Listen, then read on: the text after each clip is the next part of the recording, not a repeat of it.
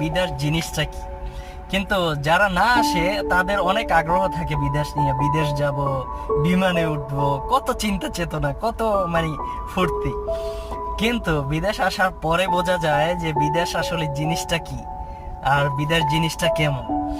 আসলে 12 ঘন্টা ডিউটি করার পরে নিজের কাপড় চোপড় ধোয়া লাগে যাইয়া, রান্না বাড়া করতে হয়। তো আবার দেখা যায় যে ডিউটি শেষে মানে রান্না বাড়া কইরা কাপড় চোপড় ধুইয়া খাওয়া দাওয়া কইরা ঘুমাইতে ঘুমাইতে আবার অনেক টাইম হয়ে যায়। তারপর আবার দেখা যায় যে ঘুম থেকে উঠে আবার যে দৌড় ডিউটি। মানে বাহিরে যে কোথাও যাবেন, আড্ডা দিবেন, এরকম কোনো সিস্টেম মানে বাহিরে নাই। বাংলাদেশে থাকতে অনেক মানে বন্ধু বান্ধব এই সেই আড্ডা দেও, কিন্তু বিদেশ আও চান্দুরা যারা এইটা করো না, তারা বিদেশ আসো, বুঝবা আড্ডা দেওয়া কারে কয়, বন্ধু বান্ধব কারে কয়।